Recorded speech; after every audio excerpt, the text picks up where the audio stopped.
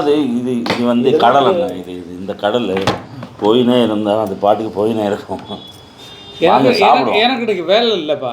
சாப்பிடுவோம். நீ எதுக்கு என்ன பேட்டி கூப்பிட்டு நீ பாதியில் அனுப்புகிறேன்? இல்லை, பாதியில் எங்கே அனுப்புறது? டைம் ஆகிடுச்சு. சாப்பாடு எனக்கு தேவையில்லை, மியூசிக்கு தான் எனக்கு சாப்பாடு.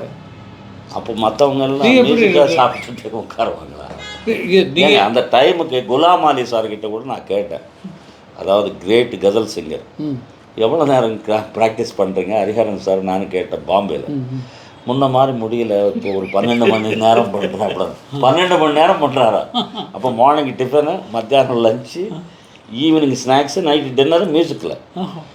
அப்போ இதுக்கு முன்னாடி அப்படின்னு கேட்டேன். 18 மணி நேரம் பண்ணுவோம். அப்போ என்ன, ஒரு 4 மணி நேரம் தான் தூக்கமே, 6 மணி நேரம். எவ்வளோ சின்சியாரிட்டி! என்ன பாடிருக்காங்கப்பா. அவர் பாடுறது தான் கையில் வாசிக்கிறார். ஐயோ, சூப்பர் சூப்பர் சூப்பர். அவ்வளோ மகான்களை பார்த்து இப்போ அவங்க மாதிரி இருக்கணும்னு நம்ம நினைக்கிறனால தான் கொஞ்சமாவது நம்ம ஒட்டிகிட்டு இருக்கு. வேறு ஒன்றும் சொல்ல இல்லைண்ணா. ஒன்றும் விஷயம்னா, ஒன்றும் இல்லை, 55 வருஷமா 60 வருஷமா நீங்கள் சினிமாவுக்கு வந்து 50+ தானே? 50 ஆகுது. அதாவது பிளேயர்ஸாக வந்து 55 ஆச்சு.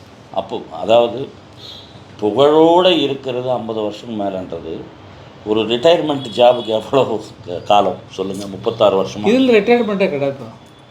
ரிட்டையர்மெண்ட்டே கிடையாது.